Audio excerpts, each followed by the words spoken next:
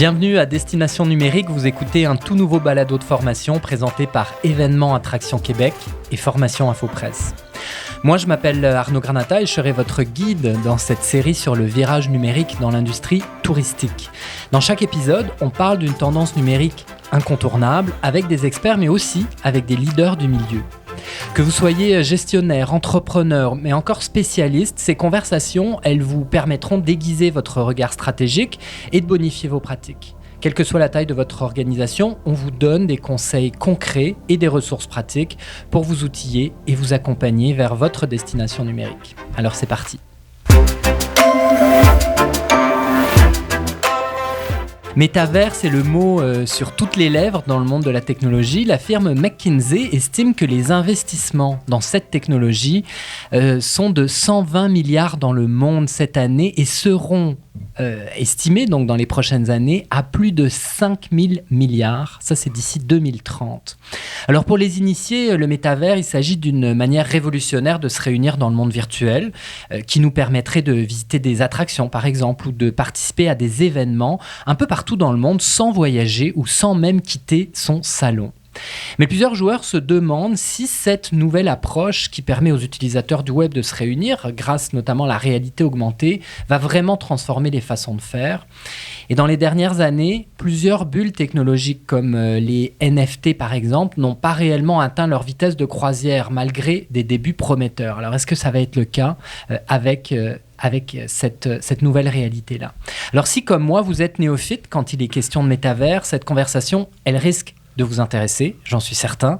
On va bien sûr aborder les grands principes du métavers, mais on va vous donner aussi des outils concrets sur le cas en fait d'un événement organisé dans le métavers.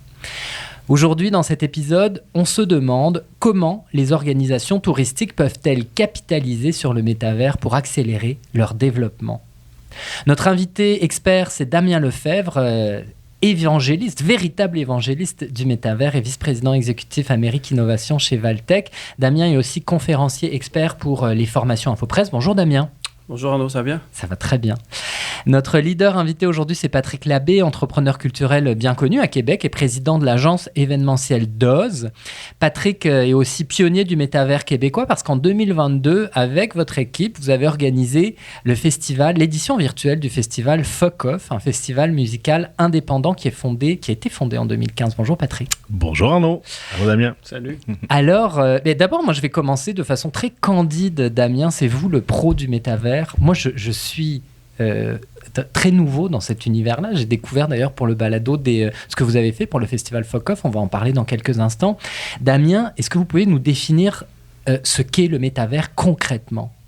Alors, je pourrais le faire avec une définition du dictionnaire Larousse, mais ce serait bien plate, non pas faire. Non, il faut s'imaginer avoir ton alter ego qui serait dans un événement complètement virtuel où tu fais ce que tu veux, tu participes à des événements comme le sien par exemple, où tu décides de rencontrer d'autres personnes pour une distance plus privée, ou alors quasiment faire du magasinage, etc., etc. Donc c'est vraiment de s'imaginer dans un monde virtuel complet, avec quand même des facteurs qui sont importants, qui sont l'identité numérique. Ça, c'est important parce qu'on veut être sûr que ce soit Arnaud qui soit dans le métaverse. Parce que si demain j'y suis et puis que je fais des choses bizarres dans le métaverse, je dis mais attends, c'est Damien, est-ce que c'est pas Damien? Surtout, j'aurai certainement un avatar. C'est pas sûr que j'aurai envie de montrer mon vrai visage. Donc il y a cette notion d'identité, de propriété aussi numérique. Tu mentionnais les NFT qui ont échoué, mais en fait, les NFT, au-delà, ils n'ont pas, pour moi, échoué. C'est que c'est intéressant, cette propriété numérique. C'est qu'aujourd'hui, tu peux acheter, par exemple, un habit, un item virtuel qui va t'appartenir à toi et que tu pourras utiliser dans un métaverse, en espérant que tu pourras même l'utiliser dans différents métaverses, parce que là, il y a toute la discussion entre ceux qui prônent la centralisation des métaverses et la décentralisation des métaverses, où tu pourrais jouer dans plusieurs métaverses à la fois avec le même avatar, par exemple. Donc c'est vraiment un monde parallèle, virtuel, dans lequel on évolue, on grandit, on consomme aussi, évidemment, et on consomme toutes sortes de choses, la culture, mais aussi des objets. Là. Et la chose la plus importante dans le métaverse, la porte d'entrée, je pense que là, je le dis souvent, vous allez voir, dans 2 à 4 ans, tout le monde aura son avatar, quel qu'il soit en fait. Ouais. On va vouloir créer son avatar. Et les marques vont déjà embarquer là-dessus. On voit, je te donne un exemple, L'Oréal a sorti récemment qu'ils allaient créer des types de maquillage, une collection d'avatars et des types de maquillage différents. Donc c'est même intéressant, tu vois, du cosmétique qui vendait des produits pour nous à mettre sur nos visages, demain vont se retrouver à définir des types de maquillage, et tu choisiras, toi Arnaud, dans tel métavers, tu diras je vais prendre tel avatar L'Oréal, puis en plus par contre pour les habits, je vais peut-être aller prendre des Nike Shoes puis, qui sont virtuels, puis un vêtement Frank Dog par exemple pour rester à Montréal. D'accord, mais comme utilisateur ou comme utilisatrice, concrètement, comment on fait pour accéder au métavers? Je me mets à la place de quelqu'un qui nous écoute, qui me dit moi je veux aller voir ça, et on fait quoi? Déjà, il y a des taux de pénétration qui sont super élevés pour certaines audiences. Prends juste un pays qui est la Corée du Sud, 25% sont sur déjà le métaverse le plus connu de Corée du Sud. Donc c'est intéressant de voir que des pays comme ceux-là sont déjà en avance. Et après, tu as des audiences beaucoup plus jeunes que nous, parce qu'on va considérer qu'on est un petit peu plus âgés. Mais des gens qui sont sur Roblox, c'est un métaverse centralisé, mais c'est un métaverse où tu crées de l'expérience 3D sur une définition 2D, tu crées ça sur ton laptop et tu fais des choses. Donc il y a déjà énormément de métaverses qui sont en place aujourd'hui avec lesquels donc, tu peux interagir et avoir des expériences intéressantes. Roblox, Fortnite, donc plus dans le jeu vidéo. Et puis après, tu as les nouveaux métaverses qui sont les Sandbox, par exemple de ce monde, qui étaient là, c'est de Montréal récemment, où tu as Snoop Dogg qui a fait une super expérience sur Sandbox. Ou alors après, tu as Decentraland qui est un autre métaverse. Donc ça, c'est des nouveaux métaverses qui apparaissent où tu peux faire différentes expériences. Le défi pour une marque, ça va être de choisir le métaverse. Le bon. Il n'y a pas un métaverse, c'est ça. La logique, c'est... On va voir ce que fait Facebook. Je pense qu'il y a des annonces bientôt là, du côté de chez Facebook. Quand est-ce qu'ils vont lancer leur métaverse? Est-ce que ça va être un métaverse uniquement centralisé? C'est-à-dire que les items que tu achèterais dans ce métaverse-là, tu ne pourrais pas les utiliser ailleurs, ce qui serait comme bien plate. Mais j'ai le feeling que Facebook va avoir centralisé ses affaires. Il peut créer une expérience magnifique, mais ça sera dans un monde centralisé. Alors, et autre question de définition avant de plonger dans le vif du sujet avec Patrick, mais on parle aussi de Web 3. Oui. Moi, je suis un peu mêlé là-dedans, mais si je comprends bien, Web 3, c'est un peu la nouvelle infrastructure technique qui est derrière, qui permet d'accéder au métavers. Est-ce que c'est ça? Oui, le Web 1, c'était les États qui créaient les réseaux. On se souvient tous des réseaux créés par les États. Le Web 2, c'est des compagnies privées qui détiennent le réseau. Et aujourd'hui, c'est plate parce que tu as quelques compagnies qui détiennent le réseau, donc quasiment un monopole. On va dire les vraies choses. Les GAFAM ont un monopole au niveau du réseau. Alors, ce qui est fun avec le Web 3, c'est que c'est des communautés d'usagers qui créent en fait ces nouveaux réseaux-là. Un peu comme Wikipédia, sur le même principe. Un peu Wikipédia, mais encore mieux parce qu'il n'y a pas des serveurs quelque part. C'est-à-dire que si les serveurs de Wikipédia sont quelque part et que tu tires la plug, il n'y a plus de Wikipédia. Là, toutes les transactions sont dans le blockchain sur différents ordinateurs et enregistrées. Donc quelque part, c'est ça qui est fun, il n'y a plus ce monopole d'un réseau. C'est décentralisé. Cette notion décentralisée qui est importante là-dessus. Bon, alors ça, c'était pour les définitions. Alors, Patrick, le fuck-off, ça a été l'un des premiers événements culturels au Québec à plonger dans le métavers. Vous avez organisé une édition en février 2022, après presque 2 ans de salles de spectacle fermées, d'événements culturels qui ont été complètement chamboulés. Mais avant de me plonger dans la question, moi, j'ai une question un peu aussi candide. Pourquoi ça s'appelle Festival Fuck-Off? C'est la question qui tue à chaque fois, mais en fait, on est né comme un événement off d'un congrès qui avait déjà lieu en diffusion à Québec. Et puis, le lieu dans lequel on a fait notre événement initial s'appelait Pantoum Le Phoque. Le phoque comme un phoque. Comme l'animal. PH, oui, c'est ça. Puis, on avait tout simplement fait un off dans le phoque, donc ça faisait le phoque off. Bon, voilà, ça c'est pour ma curiosité, mais c'est parfait. Bref, mais donc, que saviez-vous du métavers avant de vous lancer dans cette aventure-là? Parce que c'est quand même un univers, quand on vient d'une industrie culturelle qui n'est pas notre univers premier, on va se le dire. Pour être honnête, avant de se lancer là-dedans, on ne connaissait absolument rien. Absolument rien. Je savais même pas que c'était quelque chose qui s'en venait. En 2020, la première fois que j'ai commencé à réfléchir à un truc en lien avec notre édition virtuelle pour 2021, j'avais des idées de ce que je voulais comme expérience virtuelle. Je me disais qu'on pourrait pas faire que des diffusions dans Facebook ou dans YouTube. Ce qu'on fait tout le monde, dans le fond. Oui, puis on faisait déjà ça, nous, depuis 5 ans au festival. Donc, tu sais, on se disait... Ouais, c'est plate. T'sais, on peut pas continuer de faire ça. C'est pas ça notre festival. Notre festival, nous, c'est de connecter des humains et de connecter des humains entre eux qui, pendant qu'ils sont connectés entre eux, connectent avec des œuvres et des artistes. Mm-hmm. C'est ça notre travail comme diffuseur, comme festival, c'est de créer cette magie-là quand les 3 parties se rencontrent. Puis, on se disait, on peut pas avoir une communication qui devient unidirectionnelle. Ça va complètement tuer ce qu'est notre événement. Mhm.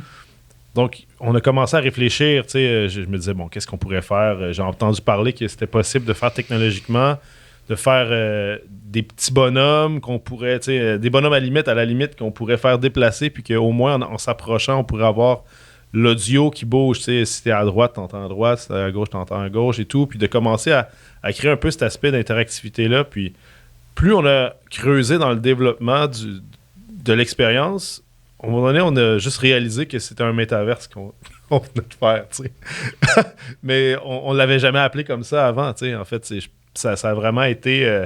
nous, c'était une plateforme virtuelle d'expérience événementielle dans notre tête. On n'avait pas vraiment le concept de métaverse jusqu'à ce qu'on se rende compte que finalement, c'est purement ça qu'on bâtissait. Ouais. Mais donc, moi j'ai vu des enregistrements de ce festival dans le métavers.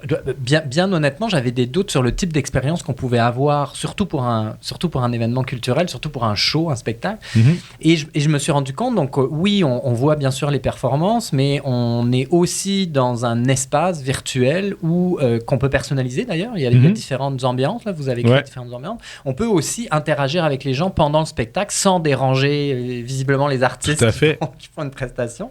Et ça, j'ai trouvé que c'était quand même assez ingénieux. Est-ce que vous avez été accompagné par des firmes spécialisées pour pouvoir faire cet événement-là? Parce que moi, quand j'ai vu ça, ça n'avait rien d'amateur ou rien de nouveau. Là, enfin, rien de... vous avez vraiment travaillé là-dessus. Oui. C'est ça. Est-ce que vous êtes fait accompagner? Oui, absolument. En fait, c'est allé de fil en aiguille. Nous, chez Dose, on a toujours eu l'intérêt de justement créer des œuvres et des expériences absolument réelles et intègres. Et on s'est dit, si on tombe dans le numérique, il faut absolument aller dans l'immersion totale. Il faut trouver une façon d'aller plus loin. On est arrivé à discuter avec une équipe ici de Montréal qui s'appelle Float4. Ouais. Qui, quand on leur a parlé de notre projet, nous ont simplement dit « mais c'est exactement ce que vous êtes en train de bâtir, c'est exactement ce qu'on s'est fait présenter par des amis à Brooklyn. » Donc, ils nous ont mis en contact avec l'équipe de Brooklyn, puis finalement, on a développé le truc avec eux. Nous, on leur proposait des concepts, puis eux le créaient. Puis, c'est leur métaverse, en fait. Et nous, on a créé le concept de l'expérience et des fonctionnalités que ça prenait. Du contenu aussi, j'imagine. Du contenu et comment l'exploiter, si tu veux. Ouais. Puis les fonctionnalités que ça prenait pour que ça soit intéressant à vivre comme utilisateur aussi. Donc là, c'est optimisé, puis on peut le reproduire à l'infini maintenant. Bon, je me mets à la place de quelqu'un qui nous écoute, qui voudrait faire un peu la même chose que vous, donc un événement culturel ou même une attraction touristique. Concrètement, ça a été quoi, vous, un des grands apprentissages de cette édition-là du festival dans le métavers? Moi, je dirais, il y a plusieurs apprentissages. Je dirais la première chose, c'est que puisque c'est virtuel, mais dans le sens où c'est un émule absolu et réel du réel. Mm-hmm. Donc, c'est un vrai événement. Ça prend un vrai régisseur, ça prend des vrais agents de sécurité. Même si c'est des avatars, ça prend des vrais humains derrière les avatars pour faire le travail. Donc, ça prend quelqu'un à l'entrée, sinon tout le monde est perdu. Ça prend le même nombre d'employés pour gérer un univers virtuel. Mais tous ces employés sont virtuels, bien sûr. Ils sont virtuels, mais ils sont quand même derrière leur avatar. Donc, ça prend autant d'employés. Parce que j'ai vu qu'il y avait même un magasin de produits dérivés. Là. Donc, ça veut dire qu'il y a quelqu'un, un vendeur qui vend ça derrière. Oui, on avait ça, mais en même temps, ça, il y a moyen de le gérer de façon un peu plus... automatisée dans le sens où il faut quand même voir le métavers comme c'est un peu la nouvelle forme des sites web. À mon avis, les futurs sites web ne seront que des métaverses. Mm-hmm. Et c'est un endroit où tu rentres, puis si tu vois, je sais pas moi, justement le fameux le kit de fard à joues que tu veux acheter. T'as aimé mon exemple? Oui, exact. Mais si tu vois le kit de fard à joues, tu veux l'avoir absolument, mais il n'y a pas nécessairement besoin d'avoir un vendeur. Tu peux voir le design sur le mur, cliquer dessus, l'acheter. Oups, ça s'encrypte dans ton wallet. Comme un site web. Donc, OK, un apprentissage, c'est vraiment de penser l'événement métavers comme si c'était un événement physique. Ça, et donc, penser aussi sécurité. Tu parlais tout à l'heure d'identité, comment s'assurer que c'est les vraies personnes derrière l'avatar.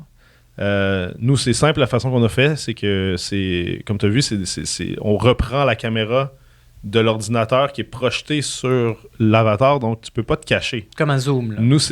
Donc nous, c'était vraiment... C'est un choix qui a été fait. On voulait pas une expérience absolue avec un casque et tout, parce qu'on voulait absolument que ce soit le vrai humain derrière qu'on voyait. Comme ça, cette personne-là va avoir un peu la décence, va réaliser que si elle fait une connerie, c'est elle qui va être prise en compte. C'est vraiment intéressant. Donc, tu peux pas te cacher derrière un bonhomme virtuel. Ouais. Donc ça, c'était un choix. Il y avait aussi le concept dans un environnement comme ça, les gens sur Internet, les gens sur Facebook sont méchants, sur Twitter sont méchants. Ça peut aller très loin quand tu es derrière une vitre d'ordinateur. Nous, on avait créé plein de safe space, on avait des numéros de téléphone d'urgence, on avait des personnes qui se promenaient dans la salle, des bénévoles qui allaient voir les usagers pour s'assurer qu'il n'y avait pas de harcèlement qui se faisait, qu'il n'y avait pas de... Parce que c'est comme la vraie vie, tu sais. Il faut vraiment faire attention à ça. Puis quand tu fais un événement de grande envergure, ça prend des premiers soins, ça prend des gens qui font attention. Donc, c'est exactement comme ça qu'on l'a bâti. Donc, faut pas oublier que c'est pas parce que c'est virtuel que ça prend pas tout ce qu'un vrai événement prendrait normalement. Donc, ça, c'est le premier apprentissage que j'ai fait. On va y revenir à vos autres apprentissages tout à l'heure, Patrick. Damien, vous avez déjà dit que la technologie peut nous permettre de revenir aux bases de l'événementiel en mettant l'accent sur le contenu, l'émotion, la connexion. Est-ce que le virtuel, ça permet franchement de créer des expériences aussi fortes qu'en présentiel? Parce que ça a été la grande question de ces années de pandémie. Mais je pense qu'il faut surtout le voir, il faut vraiment réinventer en fait. C'est-à-dire que je vais te donner un exemple aussi. Récemment, il y a 2 mois, je me promenais sur un métaverse, puis là j'ai vu, je me rappelle plus lequel, excuse-moi, mais Walmart qui a recréé une expérience dans le métaverse, mais pour moi elle est vraiment très mauvaise. C'est pas, j'ai peut-être utilisé un autre truc, mais ils ont répliqué le mode d'achat dans un rayon avec ton caddie, puis tu choisis tes bouteilles de vin. Puis ce qui est déjà pas le fun à la base. Déjà, ce qui est pas le fun à la base, c'est que tu dis, écoute, c'est pas ça. Je pense qu'il faut complètement réinventer l'expérience. C'est-à-dire que si demain je dois chercher une bouteille de vin dans un magasin, je veux que ce soit présenté. Soudainement, je prends une bouteille de vin de Toscane et je me retrouve en Toscanie, dans un environnement 3 années. Je suis en Toscanie, je vois les cyprès, je vois les vignes et je me dis, wow, c'est cool, ça parle italien autour de moi. Et je dis, ah ouais, là, j'ai peut-être envie de prendre cette bouteille-là. Puis je switch, après je me retourne, parce que je viens des Côtes-du-Rhône. Je me retourne sur les Côtes-du-Rhône et je me retrouve avec le fleuve, le Rhône qui descend. Et voilà. Donc, en fait, c'est de repenser ça. Si on fait une copie-coller d'un événement, pour moi, qui est physique, et qu'on va refaire la même chose, pour moi, on perd quelque chose. Il faut le réinventer. Et donc, tu as la chance, toi, tu peux faire des scènes 3D complètement différentes. L'artiste, avant, va chanter un truc, on se retrouve dans un environnement complètement flyé. On l'a vu avec Travis Scott sur Fortnite.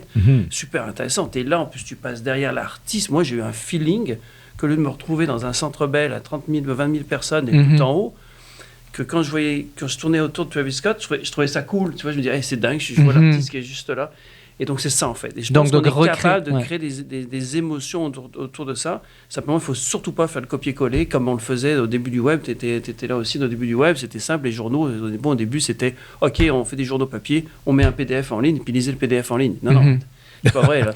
Non, il y a un moteur de recherche, on suggère d'autres articles, etc. Donc, il faut réinventer cette expérience. Donc, il faut être créatif, il faut rêver un peu, ce que vous avez quand même bien réussi à faire, Patrick, parce que moi, j'ai vu, il y avait donc des scènes, des univers, on se retrouvait ou dans les étoiles, on se retrouvait au bord d'un lac. Exact, donc, il y avait une salle cachée où quand tu pouvais t'éjecter comme de la salle, puis tu te retrouvais dans la stratosphère, puis la stratosphère, en fait, c'était sous-marin, avec plein de phoques, justement. Tu nageais dans les phoques. mais en même temps, j'imagine que quand on conçoit un événement comme ça dans le métavers, vous dites, bon, il faut le penser comme un événement physique, mais l'équipe qui va travailler là-dessus est pas une équipe événementielle traditionnelle, parce que si on veut le penser différemment, j'imagine que ça demande aussi toute une gymnastique intellectuelle, une route qui est différente. Tu parlais des défis tout à l'heure, des autres défis ou les apprentissages, justement, c'est que ça prend les mêmes humains avec les mêmes types de réflexes, mais formés différemment, qui ont un mindset différent à ce moment-là. Et c'est ça qui a été probablement le plus difficile, parce que personne n'a jamais vraiment géré ce genre de truc-là. Donc, c'était de réussir à expliquer. Tu sais, moi, je passais personne par personne, j'essayais de voir, tu sais, OK, ce travail-là, comment on fait pour le convertir dans ce nouvel univers-là? Ouais. Comment on peut réussir cet emploi-là ou ce rôle-là? Tu sais?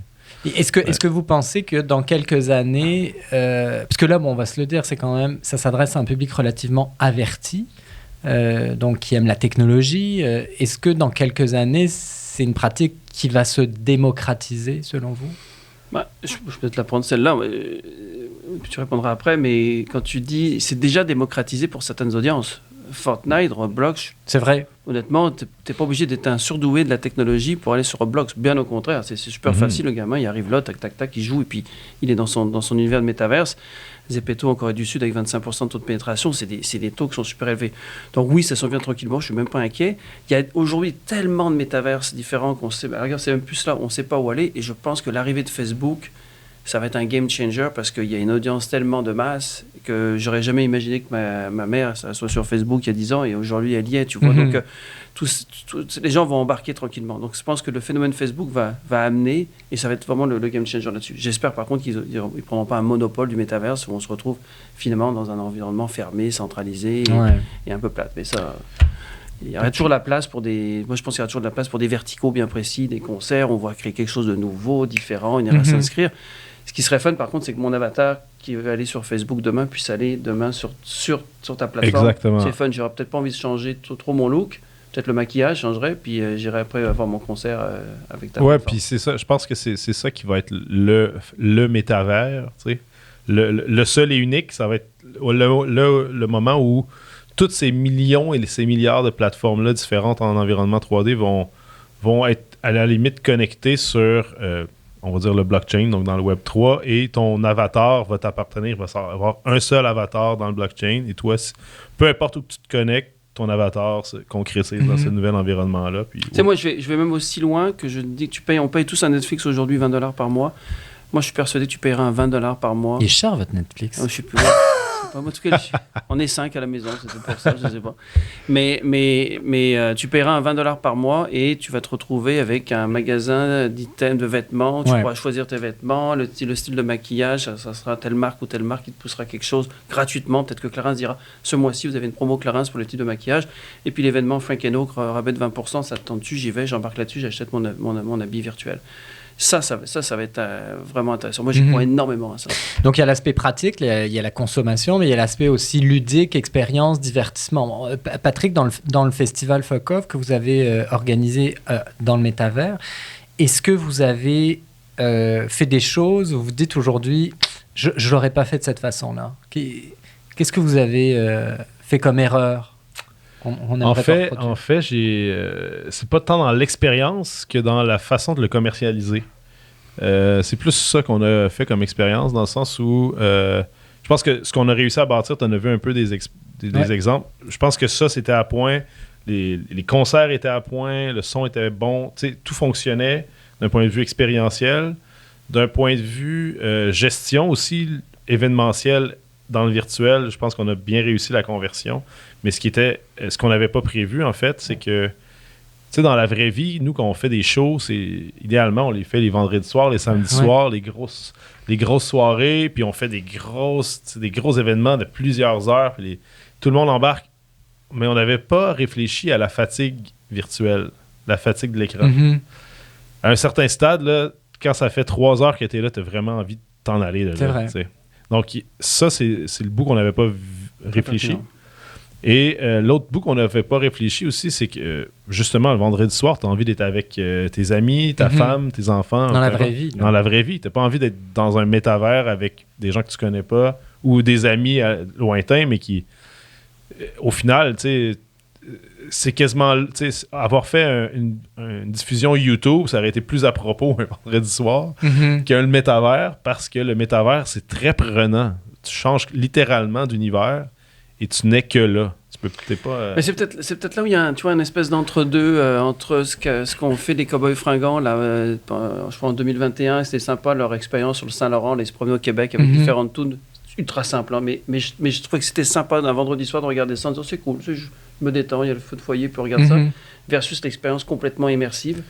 Parce que moi, je pense, j'irai pas demain à Gaspé pour un concert unique en plein hiver, tu vois. Je me dis, ça fait pas de sens. Mais par contre, je serais peut-être prêt à me dire, non, je veux le voir virtuellement avec, sur YouTube. Et bien, forcément, de l'enrichissement un peu plus immersif, tu vois. Pour moi, il y a quelque chose là-dedans. Donc, des coups ou un stunt sur un événement peut-être plus court. Plus court, et puis la possibilité de le regarder à distance. Moi, je crois ça. Je pense qu'aujourd'hui, c'est faisable. Ouais. Justement, en métavers, c'est aussi une façon de réunir des gens partout dans le monde. Avant, c'était pas possible, il fallait prendre l'avion, il faut se déplacer dans un festival. Est-ce que les attractions québécoises pourraient courtiser maintenant des gens un peu à l'international en créant des univers métavers de certaines attractions? Ouais. Ben oui. Nous, on est ancrés dans la ville de Québec. C'est vraiment une de nos définitions profondes. Et clairement, dans le futur, nous, il va en avoir des événements à Québec. Ça va être attractif pour la ville de Québec, mais pour son émule numérique, on va dire, virtuel. Oui. Puis, on compte bien continuer. On va en faire un encore cette année. On fera pas tout le festival là-dedans, mais il va y avoir des événements qui vont être ponctuels dans le métaverse parce que de toute façon, cette année, on s'est rendu compte que on avait des fans qui arrivaient du Chili, du Portugal, de l'Espagne, du Brésil. Il y a une soirée, on n'avait que des Brésiliens. Ça a ouvert votre clientèle. Oui. Mais le contraire est vrai, c'est-à-dire que vous maintenant, la logique aussi du métavers, c'est d'être dans un univers mondial un peu à la Netflix. Donc probablement qu'il y a plein d'événements au Brésil où des Québécois voudraient se joindre plutôt que de venir à votre festival. Donc il y a aussi cette logique de marché-là qui est en avant de nous. Oui, tout à fait. Puis je pense qu'il faut s'en servir justement d'un point de vue touristique pour faire miroiter soit le contenu ou le contenant. Ouais. Dans le sens où, nous, le contenu, c'est simple, c'est des artistes québécois. Si le contenant et l'expérience est intéressante, tout le monde va commencer à trouver le contenu intéressant. Donc, ça va être la promotion des artistes ou de la culture québécoise. À l'inverse, on pourrait aussi décider de reproduire notre ville de Québec avec des environnements complètement loufoques où je sais pas, l'expérience, c'est de se battre avec le bonhomme carnaval. Puis après ça, tu vas voir un concert de je sais pas moi, de Fouki en faisant une bataille de balles de neige. Il y aurait moyen de faire ça littéralement dans le métaverse, puis les gens feraient comme mais c'est qui le bonhomme carnaval? Mais c'est fun, puis t'as envie d'aller le voir physiquement après. C'est ça donne envie d'y retourner. C'est intéressant. Donc, promotion de la ville. Concrètement, ça coûte combien de faire ça, cet événement-là en métavers? Je te dirais, c'est très variable. Au début, c'était beaucoup l'investissement de départ, de comprendre comment le faire. Je pourrais pas te donner un chiffre exact. Mais alors je vais rephraser ma question. Est-ce que ça coûte plus cher ou moins cher que de le faire dans le monde réel? Pour que ce soit réussi, je dirais que ça coûte plus cher. Parce que ça implique de la captation télé, ça implique les droits de suite de ça, ça implique toute l'équipe événementielle habituelle, ça implique des efforts marketing actuellement qui sont plus importants que des événements réguliers, puisque à ce stade-ci, les gens n'ont pas encore développé l'habitude de consommer ça. Donc, il faut l'expliquer et le réexpliquer et le réexpliquer. Puis c'est beaucoup plus demandant d'un point de vue marketing. Ouais. Par contre, quand ça va être démocratisé, je pense que ça va aller de soi. En fait, les gens vont juste se dire « je vais aller voir ce show-là ce soir. » Puis ça va être simple. Ouais. Donc, ça coûte plus cher, mais c'est comme ça au début. Damien, peut-être question de la fin, là, avant de conclure. Une chose à garder sur notre radar pour les prochains mois, si on veut se lancer dans l'univers du métavers, c'est quoi? Je pense que c'est de continuer à s'y intéresser et puis de bien entendre tout ce que va sortir Facebook, là, parce que c'est le game changer. Est-ce qu'ils vont être capables de faire quelque chose? Ça peut être un échec, honnêtement, on ne sait jamais. En ce moment, avec la crise économique, on voit qu'il y a plein de coupures à droite à gauche. Là, Google a annoncé la fin de son studio de jeu, la fin de son Steam à lui au niveau du jeu. Donc, c'est des choses intéressantes. Tu te dis, gros changement quand même.